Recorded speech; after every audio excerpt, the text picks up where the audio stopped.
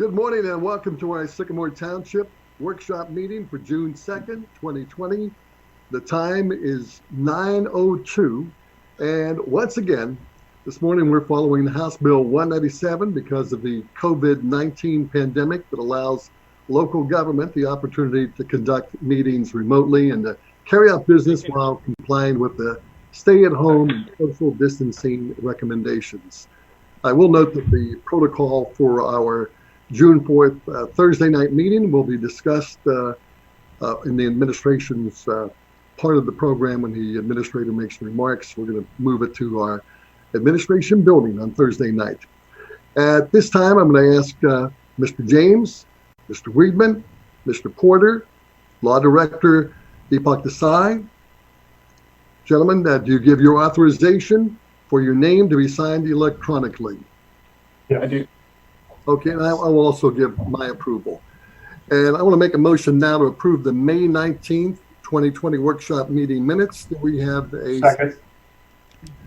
Any discussion? Mr. Porter, are you satisfied with the meeting minutes? I am. Okay. Would you call the vote? Mr. LaBarber, Aye. Mr. James, Aye. Mr. Weidman. Aye. Assistant Chief Jerry Cooper, pinch hitting for our chief today with the fire and EMS report. Yeah, everybody, I just have a few things. Our COVID update.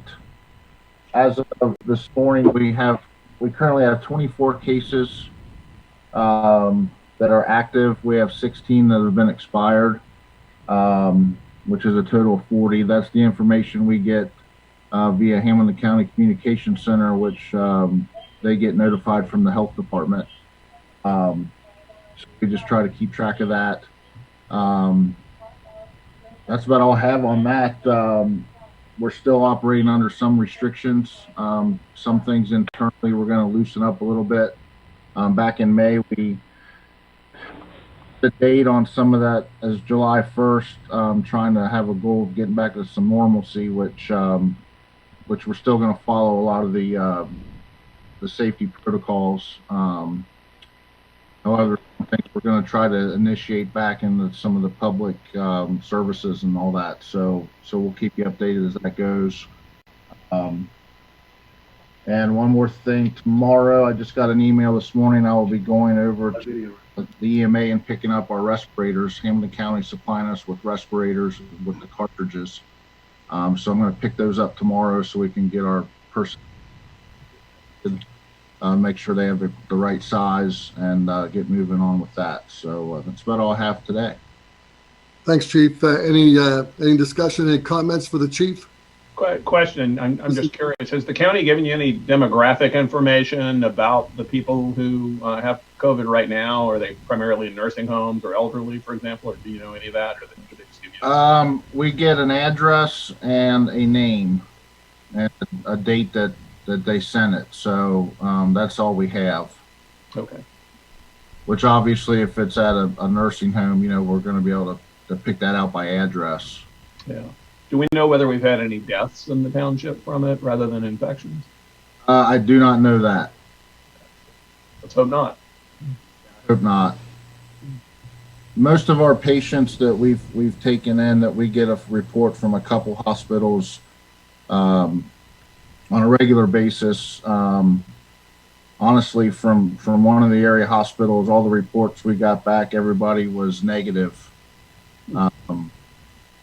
So that's a good sign. Thanks a lot, Cooper. Appreciate your work, guys. Pass it on to all the guys.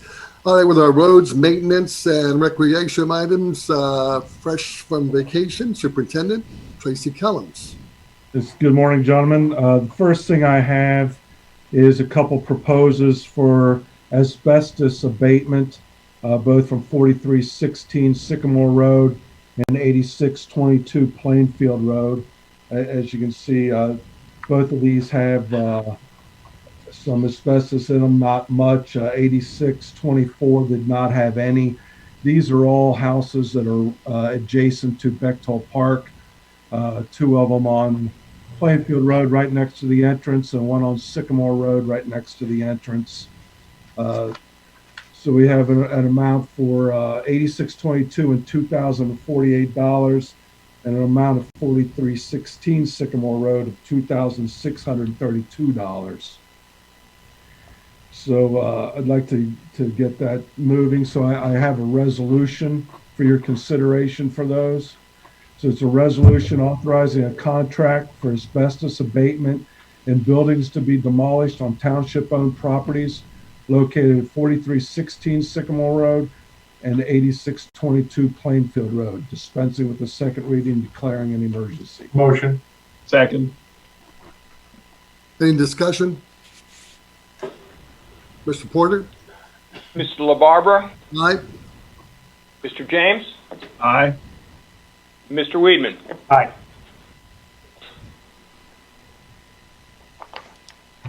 Okay, next is I have separate resolutions for the demolition of each one of those buildings. We got bids from 4 different contractors. Ford Development came in as the lowest with $17,000 per house, but if they did them all, because they're all right there on Plainfield Road, they would deduct $1,000 per parcel for a $3,000 deduction. So the first resolution is a resolution authorizing contract for the demolition of a building on township-owned property located at 4316 Sycamore Road, dispensing with the second reading and declaring an emergency. Motion. Second. Any discussion? Now, Trace, you're going to take that discount then of $3,000 for the 3, right? Yes, That's the idea. yes. Okay. And 4316, if you remember, that was the one we got on sheriff's auction. Mr. Porter? Mr. LaBarbera, Aye. Mr. James, Aye. Mr. Weedman. Aye. The next is a resolution authorizing a contract for the demolition of a building on township-owned property located at 8622 Plainfield Road, dispensing with the second reading, declaring an emergency. Motion. Second. Any discussion? Mr. LaBarbera, Aye. Mr. James, Aye. Mr. Weedman. Aye. And lastly, a resolution authorizing a contract for the demolition of a building on township-owned property located at 8624 Plainfield Road, dispensing with the second reading and declaring an emergency. Motion. Second. Discussion? Mr. Porter? LaBarbera, Aye. Mr. James, Aye. Mr. Weedman. Aye. Okay, so that's about all I have for the roads. So going in the parks, we opened the ball fields. First day of play was yesterday. Those are filling up quickly. They've been chomping at the bit. In fact, they were out there practicing before we ever said they could, on their own. But do have a question about some rentals. Don't exactly know where we stand. Read the director's order that came out and really does not address shelter rentals, community room rentals. Really don't know where we stand on that as far as renting. We still aren't renting the shelters. Obviously, we still have signs up. Our restrooms are open. We're cleaning those daily. We also have a resident who called yesterday who would like to rent a shelter in Bechtold for June 25th for a wedding. I know Governor DeWine has said weddings are okay, but supposedly if there's no dancing at them or something, I don't exactly know what that order was. But Is there a restriction I don't know how many how people can attend that, Tracy? The wedding? I do 300. Is it 300 now? Okay. Yeah, so if they're going to have it in a shelter in Bechtold Park, I seriously doubt they're going to have 300 people there. So just looking for some direction, what you want to do about shelter rentals and the community room rental. We had originally canceled everything through the end of June. So didn't know, with the ever-changing events, which almost seems daily anymore, if you wanted to change that, or if you just want to stick with where we're at right now. Mr. Warwick, you want to weigh in on this? Well, I read the new order from the health director of the state, and I can't understand it. It would seem in one reading, that we'd still be under restriction and not be able to open the shelters and the rooms, but it's very confusing. And as Tracy said, this is changing every day. I know we have people who want to rent the shelters. Those are outside.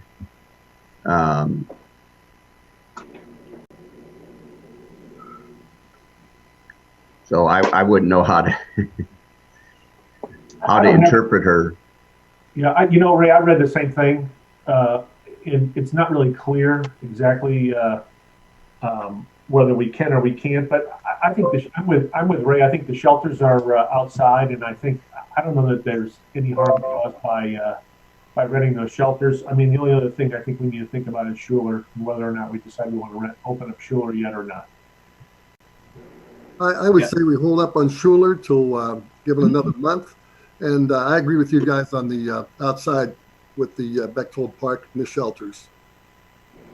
Yeah, and I would agree with that too. The order is unclear. I'm not certain it actually permits that is all. And if it's ambiguous, I guess we can err on the side of opening perhaps, but really the final authority on that is in the county, is the county health department and Hamilton County Public Health, and Greg Kesterman is authorized to deliver interpretations as to what's permitted and what's not in our county. So maybe it would make sense for Mr. Warwick to reach out to him after this meeting and see if we can get an opinion on that. And assuming the opinion is yes, go ahead with the outdoor shelter rentals. Let's do it. I believe the opinion will be no, but I'm happy to do that. People are going in the shelters on a non-reserved basis right now, but I'm happy to reach out to Greg. Deepak, do you have any thoughts about that? Well, I agree with what everybody said. A, the order is ambiguous. B, things change daily. And C, as you stated, the ultimate authority is the Hamilton County Health Department. I would be okay with the township taking its own interpretation, but if the trustees want to be prudent and reach out to the health department, there's obviously no problem with doing that.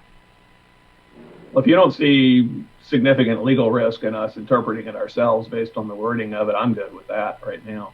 Yeah, and I think the fact that it's outside is the key. I think the larger concern as I read those items are indoor gatherings of more, I'm going to say more than 10 people, but large gatherings inside.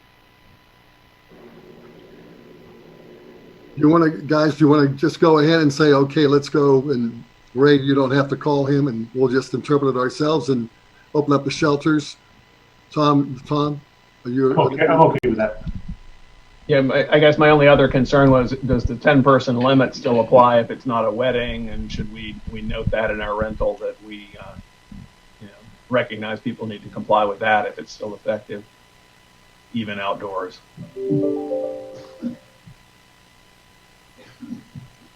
May or may not be. It's ambiguous, and looking around the world, at least in the last week, no one's paying attention to that. Yeah. I guess if someone serves food, they can call it an outdoor restaurant gathering, and then it's probably okay. They're opening pools, so Yeah. How do you differentiate the difference? Playgrounds are still closed, but you can open pools. You can you can play baseball, but you can't go can't to sit, Yeah. can't sit in the dugout. They've got to be. They have to have the social distancing, so the bleachers, if there's bleachers, they'll be sitting there. And don't mistake my caution for suggesting we should keep things closed. I want to open it up as much as we can. I just want to make sure we're not specifically violating the law in some way. And if it's ambiguous here, let's open up whatever we can and get things moving. I wish we could open the playgrounds too. I know we're getting a lot of pushback about that from certain citizens. And would seem to make sense to open them, but they are specifically forbidden from opening still in the order, unfortunately, and that's in effect until July 1st, unless it's rescinded sooner or somebody goes and gets a court order against the state about it. So that we're stuck with. But sure, shelters, I'm fine. Mr. James, what do you want to do then? You want to wait and have Ray call? I'm fine to open rentals, and let's just suggest people, be cautious and use common sense in doing it. As to the outdoor shelters, do we need to vote on that? I don't think we need a vote, but I'll yield to Deepak on that. Yeah, I don't think so. I mean, We're still under the emergency resolution, so I can just decide. yeah. And I would think that that's normally an administrative matter anyway. Okay, we move on. Now we still have the playgrounds closed, though. I do not believe playgrounds are allowed to open yet from what No. I've read. That was explicit. Yes. Yeah, they're very good. Anything else, Trace? Hey, actually, one other question about that, because obviously they are ordered to be closed. Does anything in the order require us to put up yellow tape or anything like that to restrict access, on the other hand? Not that I know of. We have fencing around our playgrounds. If we've already deployed it, it's hard to take it down without conveying that it's open then, I guess. Yes. I'll agree to that. So if we're opening the shelters, I'm assuming that we're okay for this June 25th wedding. I'm fine with that. I would say yes, yeah. I'll Okay. agree. I agree. Very good. Tracy, you will of course let them know they still have to comply with the other mandates of the order, right? Yes, I will. Okay. Deepak, Yes, sir. where are we at on liability? I think there's something written into the state law that if somebody gets COVID-19 at one of these events, that we're not liable. Is that correct? Yeah, I think there's a blanket immunity, so to speak. But let me take a look at that, Tom, and I'll get an email out.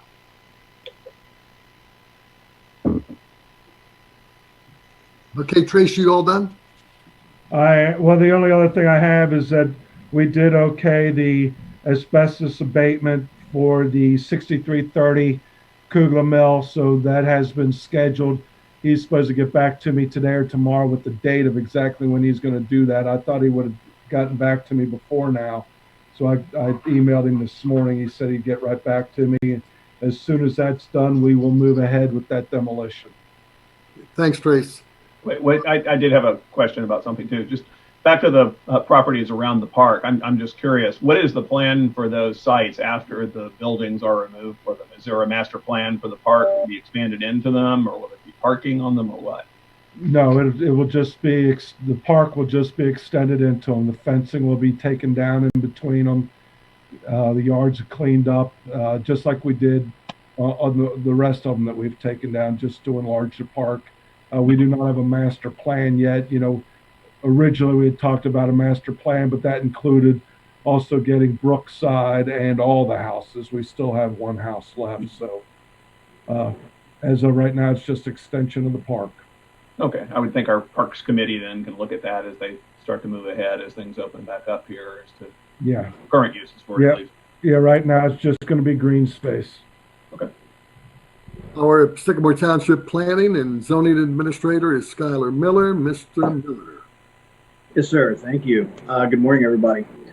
Okay, first on my list is a master plan for the Montgomery Road properties, the township-owned properties, just around the corner of Kenwood and Montgomery Road. Mr. Work and I have been working on this for several months now. Essentially trying to navigate the best planned process forward for the disposition of these properties. We have reached out to 3 reputable firms, planning firms, to provide us with some upfront due diligence, market analysis, site studies, and then we would like to retain their services to to provide us with a public participation process of 3 focus groups where we would get comments from different types of stakeholders, and then have a culmination of that process of sorts with a charrette, which is like an on-site planning process, essentially kind of this round table brainstorming session. After that, the consultant will actually put all that information together and provide the township with a master due diligence report and conceptual plan for those properties. We can use that information to determine what the highest and best use or most appropriate use of that site will be. And when we are ready, we can put out an RFQ in order to work with a developer to kind of bring that vision to fruition. Skylar? So, yes, sir. Yeah, so how are we incorporating access management into that, into those studies? We already have some information on that, and that's one consideration that we would have the planning firm go over. It would be incorporated from the very beginning. Okay, thank you. So I guess at this point in time, after reviewing all of the proposals, my recommendation is to move forward with Stewart Land Use. It's actually Stewart Land Use in partnership with Kleinger's, who is an engineering and planning firm in the area, and they would also be bringing on market metrics for the market analysis to determine essentially what the market's appetite is in this area, what our saturation points are for different types of uses, and try and project what the future needs would be. So we're trying to come at this as comprehensively as possible. In order to have a kind of an unbiased determination of what the most appropriate use on that site would be, or what mix of uses would be appropriate on that site. So I guess today what I'm asking for is a motion to prepare a resolution for Thursday night's meeting to enter into that agreement with Stewart Land Use. How much? Yeah. Scott, one question. How much money is this? What are we looking at? Which one do we take?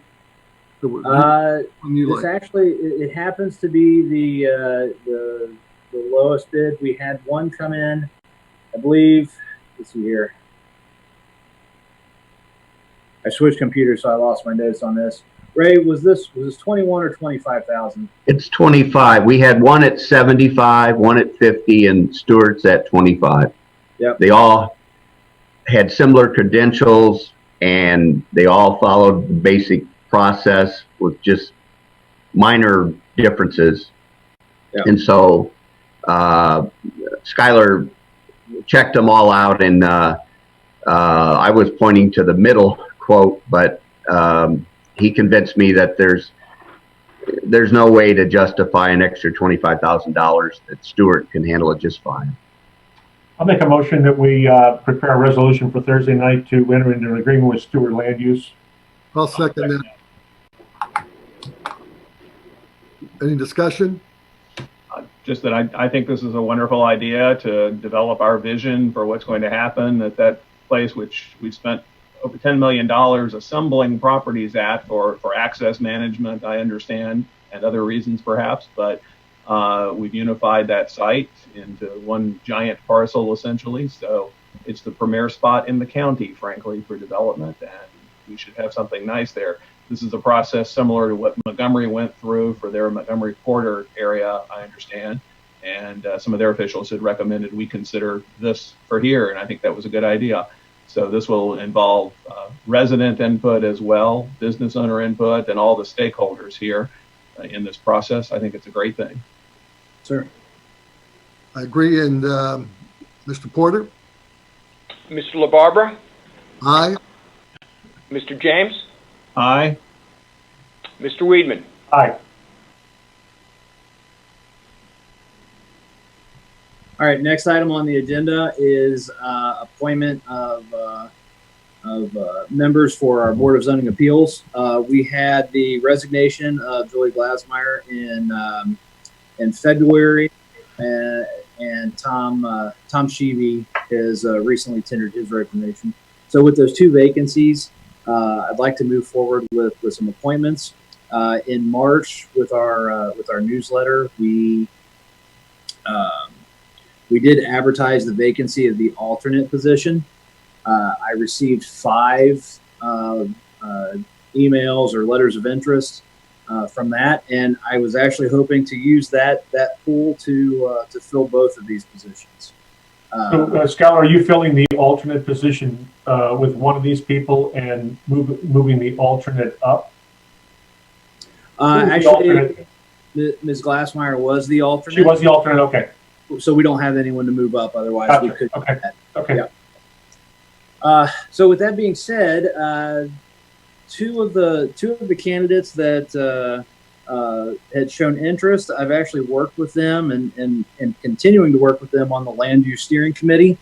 I don't see a conflict of interest with these two groups. The Land Use Steering Committee is essentially an ad hoc and temporary board focused on long-term visioning. They both showed an interest in BZA, which has a different focus and is actually an appointed position of the board.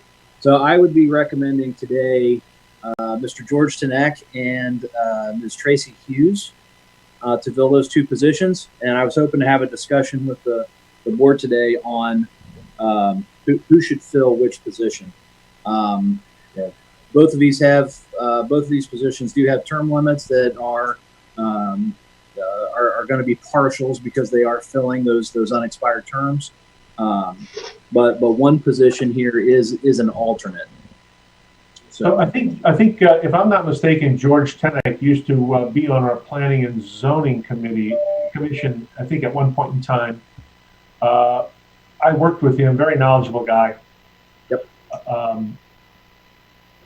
I can only speak for him. Yep. I've worked with both candidates for the last 7 months now. Honestly, I've been very impressed with with their knowledge. Not only from their with Ms. Hughes, she's coming from a real estate background. Mr. Tenek is coming from a geology background.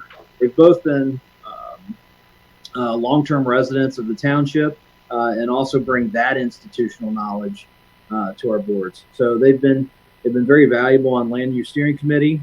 As we wrap up that process here in the next month or so, I think this would be a good fit for them and a continued benefit to the township. And I would go along. The alternate position for Tracy Hughes, and George Tenek actually was on the board for a number of years, as Tom mentioned. And the reason he left was because of his job. He was on the road, he was traveling, and now he's retired and has plenty of time. So I agree with that recommendation of George become a member of the board and the alternate Tracy Hughes. Okay. Is that a motion, sir? Well, Skylar, question first. Have you discussed this with both of them as to whether either had a preference for being on the board versus alternate? I spoke to both of them when there was still there was still only the vacancy on the as an alternate. So both of them were interested in the alternate position, essentially because that's the only thing that was available. I'm not concerned with their availability. We've actually been pretty aggressive with our Land Use Steering Committee schedule. Coming in is every other week. Before the pandemic. So I have not had a chance to speak with them this week on this, but I'm not anticipating any issues. Okay. Can I ask one other question, Skylar? So I do remember when Doug Miller said, when we put the Land Use Steering Committee together, Doug had recommended that we did not have members of Planning and Zoning or Board of Zoning Appeals on that Land Use Steering Committee. So I guess I'm wondering, what does that do to your land use steering committee if that's the case? If we take them off of that, what's that going to do to your land use steering committee? So I wasn't aware of that legal opinion. I actually in other communities, there have been representatives from the zoning commission and BZA on land use steering committees to provide that insight into our planning and zoning processes. Not here, obviously, but other communities. We just have to be mindful of depending on which hat they're wearing, that they understand their capacity and they're not overstepping their authorities. With that being said, the land use steering committee is going to be it's going to be winding up in the next month or so as we put the final touches on that the new land use plan. So the opportunity for conflicts is almost non-existent. Okay, good. That answers my question. Well, and as between the two of them, it's a difficult choice, I suppose, to choose which should be the primary and which should be the alternate. Both are very skilled. I know both of them fairly well, and George obviously has done this before, on the other hand, so he has expertise on the board and knows the processes right away. If that's my two fellow trustees' consensus that they'd like to appoint him as the primary and Tracy as the alternate, I'm not going to object to that.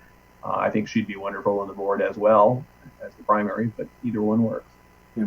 I think my goal at this point is to, they've been valuable assets on, again, the steering committee.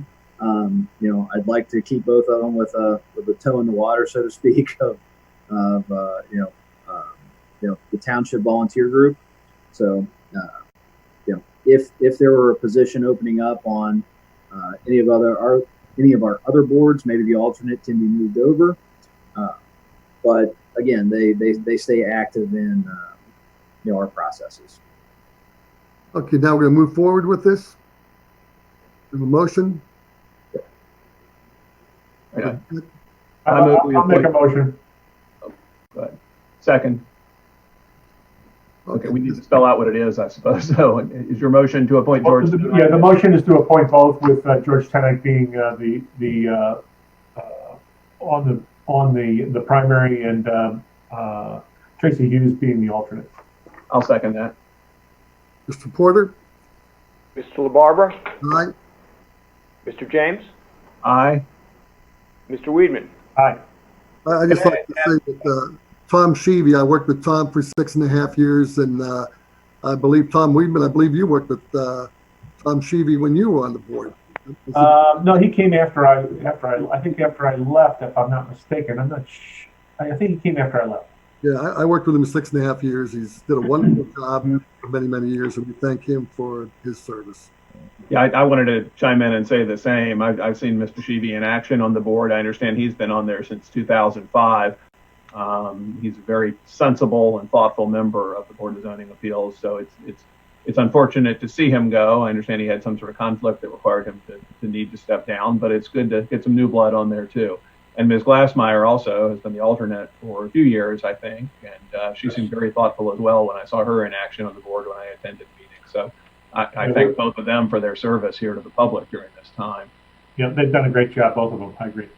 And one other thing I wanted to point out, I want to thank Mr. Miller, because on both of these issues that you've brought up here as to the board appointees and as to the charrette process, you provided the board with a memo with your thoughts in advance, which is in the meeting packet. And thank you. I appreciate that. It's my pleasure as always. Skylar, perhaps you should give the board a heads up on the thing you're going to discuss with Deepak later, because it is going to be, they are going to see it at Thursday's meeting. Yeah, okay. So actually, Mr. Desai and I have several enforcement issues to discuss, including our ongoing situation down the street on Kenwood Road. But the item that Mr. Warwick and I discussed earlier is a property on Quail Hollow. This is a project that really just did not get off the ground. It's a residential property. The permit is still open, but it's a new construction for it's a new home construction. We have the foundation excavated, the no forms up. It's been like this, I'm going to say at least 6 months now. There's significant erosion of the excavation site. It's getting very close to not only property lines, which I think it may already be on, but it's getting very close to the neighboring residential foundation. And I've seen pictures of their basement. There's potential that it may be negatively impacting the structural integrity of that basement. After this meeting, I'd like to talk to Mr. Desai about the best and quickest steps moving forward, but we may need a resolution from the trustees Thursday night to move forward to abate this site. On top of the actual excavation and this erosion, we've had a lot of rain, so this is filling up, and it's essentially a unregulated pool or pond. There's certainly dangers to neighborhood children, as well as mosquito habitat and everything else. So, Alan, what's the owner telling? the owner has been telling us for about a month now that he's going to have his construction crews starting, any day. Who's the construction crew? Do we know? I do. I don't have I've got the record. I just don't have it off the top of my head. Okay. Father, is there any fencing around this excavation? There is construction fencing, but it has not been kept up. They did go back out recently and fix some of it, but then they didn't fix the front. So it's been a constant maintenance issue. This may be a situation where we move forward with enforcement actions, doing the paperwork, getting the legal processes set up, and hold off on pulling the trigger, so to speak. Because if at any time the contractors actually get out there and stabilize the site, then we can hold off. What I don't want is a situation where we give them more and more time. They fail to keep their end of this, this goodwill up, and then we have a community or neighborhood that's left holding the bag. Yeah, this has been, probably 6 months ago, we all got a letter from residents complaining about this, and we saw pictures of it, went over there to take a look at it, the mounds of dirt, were just unsightly for residents to look out their window and see. But the important at that point was the sitting water with mosquitoes, the danger. And I thought somebody was moving on that quickly, and apparently they didn't. Yeah, well, there's been mosquito tabs that have been put in the pond. The hole, I suppose, it's been pumped out multiple times, but again, we've had so much water that, or rain rather, that it just, it's a continual maintenance issue. So, I think we need to step up our processes. We may need to abate it at some point in the near future if this project just doesn't get underway. It does still have an active permit right now, but we do need to see movement. So we have sent zoning violation letters, notifying them of the issues, but we're not seeing any action on the site. Nothing that's alleviating these these legitimate dangers in the neighborhood. Well, And Skylar, I'm concerned about a child falling in the. Tracy, have you seen the place? I have not, but that's exactly what I was going to say. Right. More Jerry? importantly, it's the safety of the children. Absolutely. Can we do something with fire and life safety to immediately go over there and fence that off And pump it out? and pump it out? I mean, the last thing you want is for a child to fall in there and drown. Yeah, There is that's some- in my neighborhood. I go past it every day. It is it definitely needs to be taken care of right away because the danger to children is immediate. It's an emergency. Well, Skylar will talk to Deepak about it after this meeting, and then Tracy and Jerry they'll get with you and figure out what to do about this. And I do know that I've been in constant contact with several of the residents in that area. There are at least a couple that want to come Thursday and speak on this. So I'd like to work with Deepak and make sure that we have, a good action plan in place. So I know it's kind of a bad way to do it, but. Oh, yeah, thank you. Yeah, that's terrible. Wrong way. It's almost full. It was. This wasn't today, but these are some recent pictures. So there is a fence at the front of the property, but it's not. I don't think it's sufficient. The neighbor to the north of that site, I believe, I'd have to check my directions. But the closest neighbor, again, there's a lot of erosion on that hole. It's getting very close to the property line, and in turn her foundation. I have some legitimate concerns. They're going to lose a piece of the fence if something's not taken care of right away. So this is definitely something we need to act quickly on. Thanks, Skylar. You have another item? That's all I have for today. All right. Any questions? Skylar, let's move on to Law Director Deepak Desai. Mr. Desai. Nothing to report, sir. Nothing. Nothing. All right. Our Administrator, Mr. Ray Ward. Ray? First thing I have is the Finance Committee. I have moved forward. We got about 8 or 9 resumes, all of them pretty good. I did talk to everybody who sent a resume, at least by phone. After discussing it, a couple of them opted out. One gentleman said it didn't sound like it was a good fit for him, and a lady said that she had some changes at work and wouldn't be able to devote the time to it. Everybody else was interested. I thought we got some good resumes. There are some solid accounting finance people who I think would approach whatever they're going to do in a very professional manner.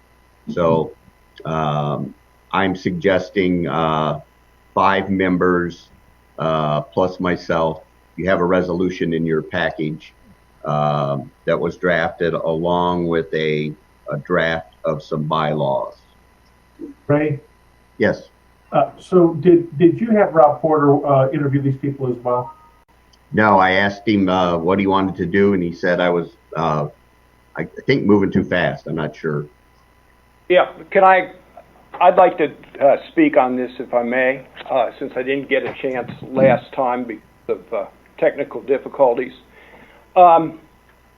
With this finance committee, I was really concerned at how it got started.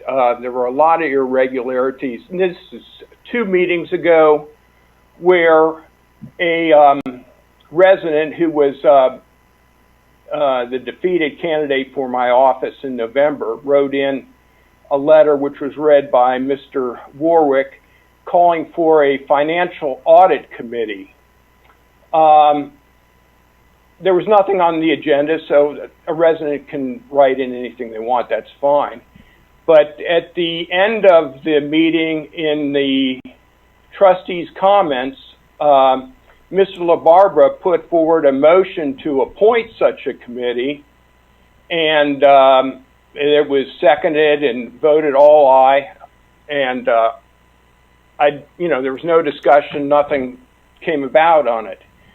The next meeting, I was frozen out due to technical difficulties. I appreciate Trustee James kind of tapping the brakes on it and letting me at least come forward here and comment on it. And so now I'm taking the advantage that I have now. So in the meantime, I was doing some investigation about, what are these committees all about? What's going on here? So I made a public records request to the trustees, the administrator. Where is this coming from? Who's asking for this? And all I got was the email from Standish Fortin And then there was a previous, in a previous meeting, resident Jay Janis asked for an audit committee. Well, I did some investigation. The only person that can audit the township is the Ohio Auditor of State, or a CPA firm appointed by them. There's no such thing as an audit committee. Now, and so I checked with the Auditor of State, and they confirmed that that was the case. And in fact, we've been notified that the auditor is going to commence the audit of the township. That's going to occur in July. It's going to be done by a firm, a CPA firm, Baston. So, you know, the auditor is going to set up an office here in the township and conduct a thorough audit of the township's finances, which I welcome, and I will cooperate totally with him. But when Jay Janis suggested an audit committee, and the guy that ran against me suggested an audit committee, I was totally against it. So I called up to the Ohio Township Association. I talked to Marissa Meyer up there, and I said, "Have you ever heard of such a thing?" And she said, "I never heard of such a thing, of anything like that." So I knew they exist because, as I've included in the packet, Sims Township has such a committee, and that the resolution establishing that committee I've included in the packet. It was started in 1994. I talked to Ms. Lappersy, I believe her name is, the administrator of Sims Township, and I asked, what's this committee all about? And she said, well, it was established when they were considering a levy in Sims Township, and it was to get citizens' support behind such a levy, and they occur also with school boards when they're considering levies. They want to get citizens' support and voter support behind such an item, and that's what happens. So I didn't, you know, we're not considering levies, so I wondered about that. But I know that they exist, and it's the trustees who make all the decisions about raising money and spending money. If they want to have a citizens advisory committee, not an audit committee, but a citizens advisory committee, I have no objection. But in looking over the proposed resolution that the administrator has put forward here, I think it's a little bit irregular. First of all, this is really the first substantive discussion we've had about it, as far as I know. And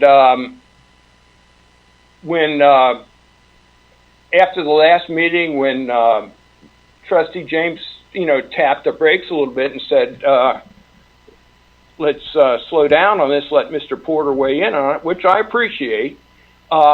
2 days later, I get a call from the administrator saying, "Do you want to be involved in the interviews of these people that have applied?" Well, I said, "I don't even know what the purpose of the committee is yet. There's been no purpose or bylaws or anything set out, so I don't want to be interviewing something that people for something that I don't know what their task is going to be or what they're going to do."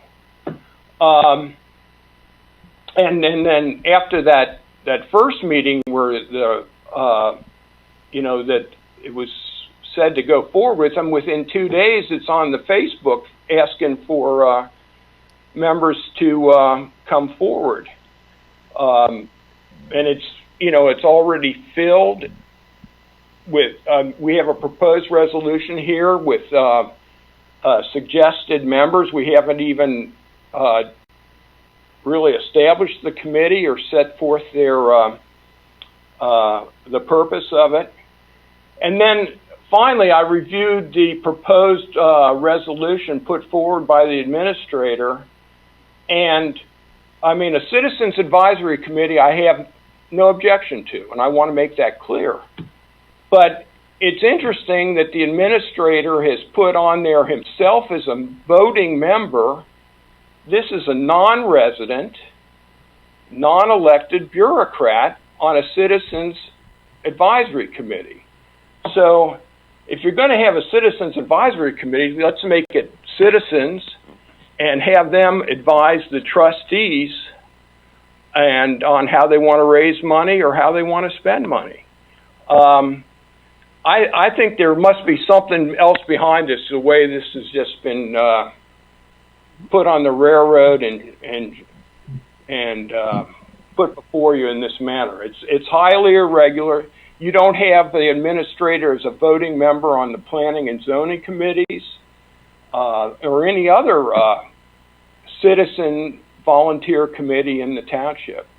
So, I mean, he can offer support and guidance, but to be a voting member on a, as a non-resident, non-elected bureaucrat, I think is just wrong. But that's a trustee decision, and I just wanted to weigh in on it. Thank you. I'm not opposed to what Rob said. I'm not opposed to an advisory committee either. However, I'm very uncomfortable with going forward with this without having some input from our fiscal officer as it relates to this advisory committee. I think he should be interviewing these people. I don't think that we've gone.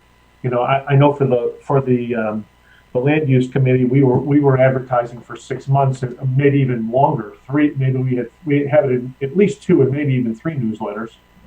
And for us to do this in 2 weeks and then already have a committee together without the word getting out more comprehensively about the availability of this just bothers me a little bit. I think it's not that I'm opposed to it. It's just that I'd like to be able to seek the best people. And the other thing is, I definitely feel uncomfortable without having Rob Porter, who's our fiscal officer, at the very least interviewing these people and weighing in on who he thinks might be good candidates for the advisory committee. So, actually, Tom, I think the trustees ought to be interviewing these people because these citizens are going to be advising the trustees on how to spend their money, raise money, and how to spend it. I don't have any power that way. I just report to the various agencies how the trustees spend the money. I'm glad to be involved in the interview, but this board is advising the trustees, and I don't know that any of the trustees have talked to any of these people. And I'm glad to do it for you if you want me to, but apparently that was not the case. But I'd like to know what the purpose of the committee is first before you even start interviewing people. Well, you had the opportunity to discuss that, and you decided not to discuss that, Rob. When did I have the opportunity to discuss it, Mr. LaBarbera? Mr. Warwick called you.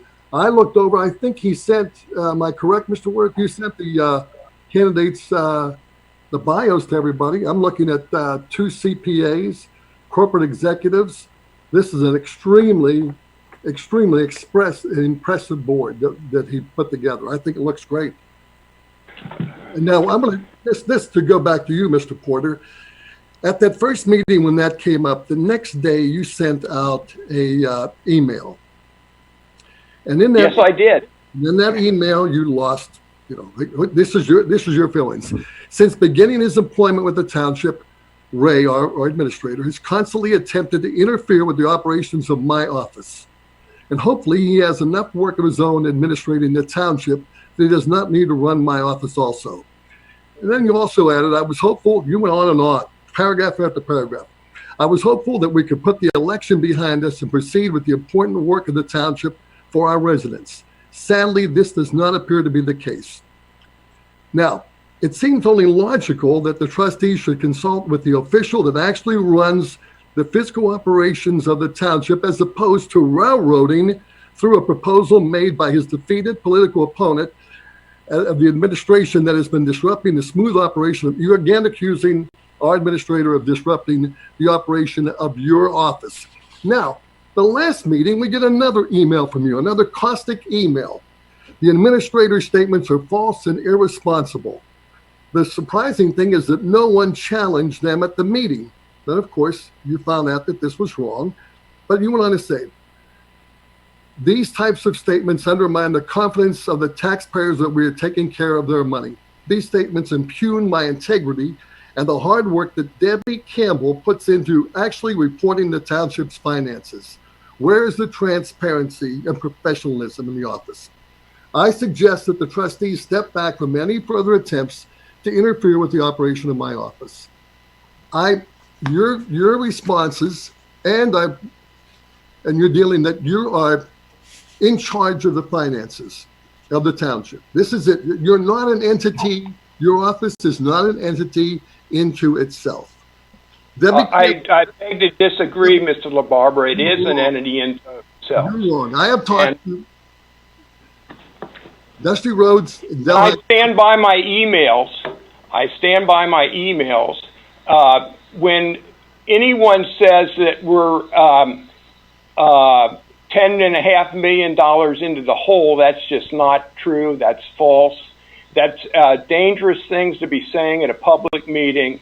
We don't fluctuate that much in any 1 year. Correctly. I believe you didn't hear it correctly. Well, people can listen for themselves, Mr. LaBarbera. They can play the tape themselves. Mr. James went and detailed it for you. Probably has it. You can run it for you right now if you want to see it. But you've been. Let the people run it themselves. Let's not argue. I'm not arguing what the minutes say or what's on the tape. Let them run on themselves and just tell me what they come away with, the feeling they come away with. I mean, I'm not making that number up. I heard it too. Your office is not an entity unto itself. Debbie Campbell works for the township. You didn't hire her. And I hope when Mr. Warwick asks her for information that she doesn't have to go to you first to give him that information. I hope that doesn't exist right now. Mr. Weidman is on. That's never been the case. Never been the case. My office always cooperated with everyone who asked for information. Well, I'm glad that's the case then. I'm really glad that's the case. In creating... Have you ever not gotten any information, Mr. LaBarbera? I have had no problem. I mean, when you're trying to find somebody stealing something like Mr. Go ahead, what did you say? Nothing. Well, go ahead, finish what you just said. No, I'm not saying anything. Because you keep saying we politicized it. I'm looking at the emails. Wait, stealing what? Hold on. It's just like, but Mr. Weidman has said often that the township is run like a business. He runs Sycamore Township like a business. And of course, that gave me the opportunity to say, well, wait, this is not the private sector. It is the public sector, where the public sector is more transparent. But in any business, what is at the top? The budget. My friend Bob Carter was the superintendent of the largest school district in Southern California. It all revolved around the budget. The number one thing, the budget. Talk to Jay Phillips over at Deer Park High School. It all revolves around the budget. So the budget is the key thing to running the township. And I don't understand why you're nervous or afraid or what you might have to hide. I'm not nervous or afraid of anything, Mr. Barber. So loudly, you and Tom Weidman. What is there? Famous Township has it. Delhi's had this. Dusty told me it's been wonderful. It's a great asset to the township. We've had it for over 10 years in Delhi. There's a fiduciary responsibility to the taxpayers. They want to know where their money is spent. This should help us in some degree. But it's not. You kept saying audit. I'm looking for the word audit. I keep looking at you. The Jay Janet said audit. Analyze expenditures and revenue of the township expensing. He's talking about analyzing the revenue and the expenditure. I like to know where some of this money goes. We spent over $100,000 for a lobbyist. I can't hear you now. You're muting it. Lobbyist. We had a lobbyist. We spent over $100,000. This is my third year as a trustee. I had no idea. Street Sense, over $50,000 I wasn't allowed to see this 8 months later. They showed me what? A web conferencing thing? I'm sorry, I'm not hearing what he's. I think it's a great idea. This is a great idea, this committee. Mr. LaBarbera, I have no problem with I suggest you work, Mr. Porter. Say I it. suggest you work with our administrator. Mr. LaBarbera. Mr. LaBarbera. Yes, Mr. Weedman. Yeah. So I don't know if you, I wasn't sure in your rant whether you actually suggested that I was opposed to this or not. I already said that I'm not opposed to it. I just think that we should go out, take a little more time, first have the objective as to what we're trying to achieve with this group, which we've never had discussions about that. Secondly, I'd like to be able to go out and potentially recruit additional people, find out what other people out there might be willing to participate on this committee, and for us to do this in 3 weeks without even having an objective, discussing the objective as to what we're attempting to achieve. I just find it to be, I agree with Mr. Porter, I just find it to be a little, running just a little too fast. And I'm not opposed to it. All I'm saying is, let's create our objective. We'll all discuss it, understand what our objective is. And when we do that, then we have the ability to move forward. And I think we should advertise take more time to advertise for additional participants. I think that it's a positive thing. So for us to just railroad this in 3 weeks, I just think is not such a great idea. I don't think we're optimizing what our goal would, what our achievement might be if we take some time to find, to create the objective and to solicit additional people for the board. Can I chime in on this now, or? Okay. This has been a priority of mine since I was running for office. Mr. Porter, you might remember you and I had breakfast after the election and had a very pleasant discussion. And one of the things I mentioned was I thought we should move ahead with some sort of citizens advisory board too. Exactly what it would be was something that's developed over time. But it's not there to look over your shoulder. It's there to advise the trustees on the budget and on what we are taxing people for and what we are spending money on here. Because we as the trustees set the budget, you then implement the spending plan we put in place and make sure the revenues are coming in. And yes, your office has those separate duties. You are an entity unto yourself in terms of making sure that those core duties are accomplished. No question. You have your statutorily assigned duties. We have our broader statutorily assigned duties. Our township administrator has statutorily assigned duties too. Ohio Revised Code section 505.032 lays out the core duties there. Section F of that says he's supposed to keep the board fully advised on the financial conditions of the township, preparing and submitting a budget for the next fiscal year. And we could use advice on how to do that so that our budget that we as a board of trustees are setting each year is fairly accurate as a projection of what we're going to spend and what we're going to come in or have come in. Certainly unexpected things happen, but we don't need to be engaging in this, what seems to be a particular process at the end of every year of putting a resolution together in late December, like the one in 2019, resolution 2019-143, where the township added $5.8 million to the budget because it had spent $5.8 million than it had projected in its original appropriation earlier in the year. That's a big chunk of money. Maybe we should be projecting that up front. I think there's not a $10 million deficit, and that wasn't the comment before, Mr. Porter. I'm sorry if it was misunderstood that way. I think I asked a question rhetorically about that, and then Mr. Warwick cleared that up. People can go back to the video from our last meeting. I think it's around the 40-minute point that it starts, and the discussion goes on for about 5 to 10 minutes after that.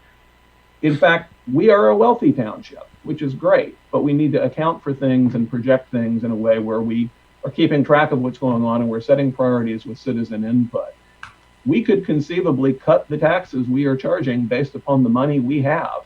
We could give back the taxpayers' money to the taxpayers rather than taking it from them, essentially at the force of gunpoint in the end, as government does if you don't pay your taxes. So I think we need the citizens panel to look at that. This is something I've been talking about for a while too. Other citizens have been pushing for different versions of it. They use the term audit. That's not the term I'm using. It's an advisory panel. It's there to advise. And the members of it are highly qualified people. Some of them I know, some of them I don't know, but I know of their resumes, and Mr. Warwick has spoken with them and has interviewed them, and he's made this advisory selection that's in the proposed resolution. I think these are good choices. They don't include your former political opponent. I know you had concerns about that, and I understand that, certainly. This is not something to look over your shoulder. It's to look over our shoulders as trustees and provide us with advice. And I know Mr. Weidman may have concerns about moving ahead and what you do is quickly on this, but you know, we're halfway through the year already since I've taken office. We've had a pandemic interrupt some of the business of the township, certainly, but this is something I want to move forward with, and it's high time to do it. And unlike the Board of Zoning Appeals, which is a statutorily created body, where once we appoint someone, we really can't remove them without having a trial and cause, we can kick any of these people off this board right away if we think they're not taking it seriously or aren't providing good advice or aren't qualified. Am I correct in that, Mr. Warwick? Yes.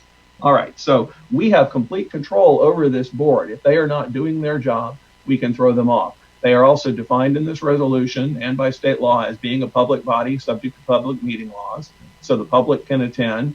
Mr. Porter can attend these meetings too and weigh in if he likes. He's not a member of the committee, on the other hand. Mr. Warwick is. That, I understand, is actually the practice in Sims Township now, although when they originally set up their board, they included the fiscal officer as a member and chairman. In practice, Ms. Lappensee says that she's the one running it. She's the administrator, and she is the one running their board and participating in it. So we should have this board in place. It sounds like everyone thinks it's a good idea to have it. It's a question of the timing and the scope, perhaps. But I think we need to move ahead with it now. If we're dissatisfied with our choices after we see what comes out of the initial meetings, and after hearing Mr. Porter's input from him hopefully attending these and seeing what's going on too, we can make changes because we've got the power to do that. But we need to move ahead with it now, I think, and get it going so we can take a look at this because we're coming up on time to start planning for the budget for the next year. And we need some time to analyze these things and some good input, some solid input from people with tremendous expertise, which these people have. So I'm in favor of moving ahead with this now, and we can revisit our choices later if we need to, because it's not set in stone. Thanks. James, I agree, and this doesn't warrant further discussion. Let's vote. Oh, well, no, wait, I have a comment. Why is the administrator a voting member of a citizens advisory committee when he's a non-resident, non-citizen? He's supposedly running the committee, and why would he have a vote? That's what seems very irregular to me. But let me answer that. This is an advisory board. They don't have true decision-making authority. They're going to provide advice. If there is a majority opinion and a minority opinion, I want to hear both of them, frankly, if they make some sort of decision or develop some report. I don't see this entity as coming up with a divided board where they say we're only going to tell the trustees what the majority thinks. That would be ridiculous. They are there to advise us, but Mr. Warwick might have some further input on that too. Well, the administrator is not a voting member of this board. If you look at the bylaws, it says that clearly. I was looking at the resolution. I reviewed the resolution. If you look at the bylaws that are attached, you'll see that the administrator is not a voting member. All right, let's move forward. Do we have Mr. Porter, would you call the roll for a vote? And we actually moved to adopt the resolution. We did not. We did not. Yeah, I'm sorry, we did not. Can you put that forward, Mr. James? Well, let's present it. First of all, we don't have it for viewing by the public here. We didn't do that with the other ones earlier, come to think of it. But could we put this up on the screen for a moment so people can see it and read the title here? Okay, Ray, do you want to present this? This is coming under your section of this. Yeah, it's a resolution establishing a citizen finance committee to analyze expenditures and revenue of the township, dispensing with the second reading and declaring an emergency. Mr. Porter. Okay, well, wait, I move that we adopt this resolution. And I'll second it. All right, let me ask, if I may, before we continue. Mr. Porter, I know you're not necessarily happy with this, but have we addressed some of your concerns, including the voting concern there that you had? Well, can we just scroll down that resolution? Does this resolution also appoint the members? It does. And does it talk about the voting, who votes and who? It references bylaws that it also adopts, I believe. Is that correct, Mr. Ward? It does. And they follow it in the packet here. Okay, well, I think that if it references the bylaws, the people ought to be able to see that too. Right, and those are in the packet that was published on the township website, correct? Yeah, you can keep scrolling. It should be attached there. Should be right there. No, keep on going down. They follow on the page. Go down to the bylaws. Yeah, keep going. If you go to 2A2, so number 2, A is an apple, 2 little I's, you'll see it says the township administrator who shall not be entitled to vote.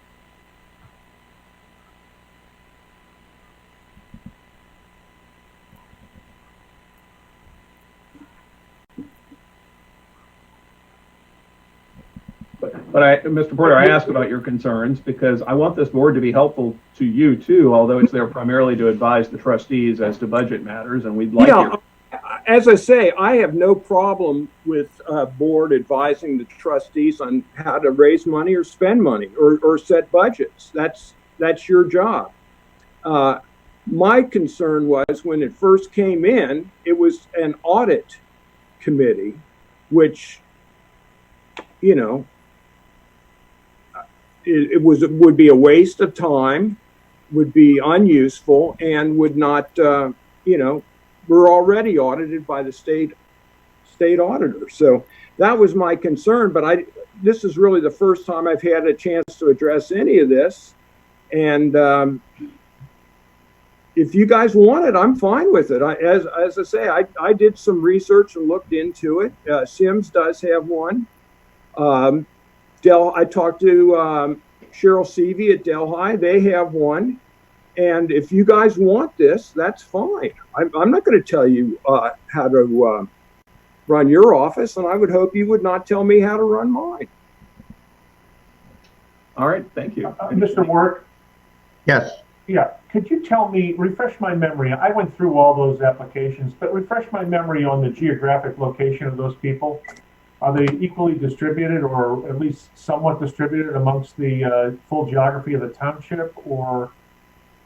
Yes, I believe they're somewhat distributed. One is from the northern portion up by you, and the rest, I believe, are all in the central portion of the township. The ones who withdraw, were they up north? I know one of them was. One was up north, yes. So do we have anybody? I'm sorry, go ahead. What about Dillonville? Any Dillonville? I don't think so, but I don't know that I checked all their addresses specifically.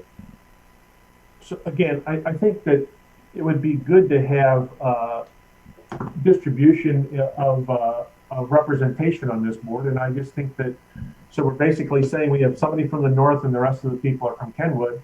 We have nobody from Dillonville.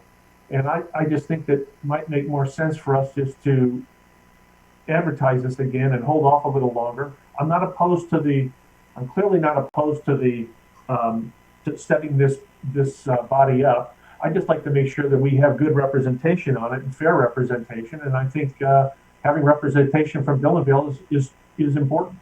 I think that's important too. No one from there applied after the initial notices went out. But as I was making the point earlier, this is not something that's set in stone where Ohio law defines terms and we just get to pick who the people are and then can't change what's going on. My suggestion would be, let's continue advertising for members, but let's get this thing going. We can expand the number of members if needed on this board. If there are people from other geographic areas of the township, we'd love their input. I'd love it if we could get more people on here, frankly. So let's go ahead and adopt it, and let's continue advertising for potential expansion for the board. Tom, I think you would agree with me that it puts us in a bad position when we don't have somebody from Dillonville and someone from Dillonville comes in and you're suggesting we can always change the members on the board. Are we going to take one of those people from Central and say, you know, if we want to get representation in Dillonville, so you got to go? I don't think that's the case. We could add members. I don't think there's any question about that. I think that requires perhaps a bylaw change. But I just think that there's no harm in having us go out to Dillonville and even to the north and advertising this again to try to see if we can't get some competent people to serve on this board. It makes no sense to leave Dillonville out, in my opinion. It's more than a third of our population, and I just think that we need good representation from Dillonville. I agree. It's unfortunate no one applied previously, and again, we can expand it later. I think we need to proceed now, though. I think it's a priority. And if anyone out there in Dillonville is watching, or you're watching the video here later, please apply. We want your input. Please come to the meetings, even if you don't apply, and provide your input. These will be public meetings of the Citizens Advisory Panel, and we want to hear from you as to what the priorities of the residents of the township are. But we need to get this panel set up now. I agree, Tom, 100%. Let's not stall any further with this. And as you mentioned, we can always add somebody from Dillonville. We certainly have the cream of the crop of this group of people that applied. And I know there are the other 2-3 people that aren't on this board, Mr. Standish among them, very qualified to serve on the board. And that would give you another representative up north. This doesn't warrant further discussion. Mr. Porter, please call the roll. Mr. LaBarbera. So we had the motion and we had a second motion. So now it's time for the roll. Yes, go ahead. Call the roll. Mr. LaBarbera. Yes. Mr. James. Aye. Mr. Weedman. No. And your reason, Mr. Weedman, after you took less than a second to vote for the formation of this is because I want representation from all the township, not just Kenwood itself. Okay. Now sometimes, Mr. Weedman, that's difficult to do when you try to force something into a peg when that person isn't qualified, or to go just find So, any. Barbara, you're right, but it is Yes. difficult to do in 3 weeks. It may not be difficult to do in 6 weeks, but it's definitely difficult to do in 3 weeks to get the word out to everybody in Dillonville who may be qualified for this position that they are that we have this advisory committee being formed, and we'd like for you to join. So I think that 3 weeks was not enough time to get the word out, and so for that reason, leaving people off in Dillonville, I'm okay. Look, I get one vote, just like you, Mr. LaBarbera. I get one vote. And you asked me why. I'm telling you why, because I would rather have more equalized distribution, geographic distribution on this board. That's all. Let me ask, if I may, Mr. Weedman, I know you have an extensive email address book and contacts throughout the township. Please reach out to people in those regions, and let's invite other people to volunteer for this committee, and we can assess their qualifications so we can have better geographic distribution. Make that effort. I know you voted against this for now because you want those people here. Make that effort to get those people here. I want to see those resumes because I'm happy to entertain them. I'd love for people from those other regions to participate. Mr. Kellum, same thing. You've got a lot of contacts there. You know everybody in Dillonville. Get some people to apply, please. Okay, Mr. Warwick. Yes, the next thing I have on the agenda is the fireworks. As we all know, a private citizen would like to rent McDaniels Park and have some kind of fireworks and a fireworks event on the 4th of July. This thing is being put together rather quickly. There's still some unanswered questions as we sit here today. While I appreciate the spirit behind this as a liberty-loving American, I can assure you I think this is a good thing to think about doing. But as the administrator of the township, I have grave concerns, not about the fireworks, but the crowd control. We don't know who's going to show up, how many, and because of that, I'm kind of nervous about this whole thing. We're still getting a few answers and comments from our insurance company. I believe I sent you all an email this morning, a forward one, where the risk control manager of our insurance carrier has made some further comments and asked some questions. I'm really not sure where it stands. I have obviously the citizen is Standish Fortin. Standish and I have talked about this a lot, including yesterday, and I think the plan is that he'd like to come before you on Thursday and even bring Joe Rossi of Rossi Fireworks in case you have questions for him. But I've been on the record with Mr. Fortin. I'm uncomfortable about this event. I wish I wasn't, but I am. And I just wanted to mention it in this meeting. I'm not asking you to do anything about it at this point. Mr. Warwick? Yes. You said he wanted to rent the park, is that correct? Yes. And have we ever established what the cost of renting the park would be? Yes. We, based on the field that he was going to occupy,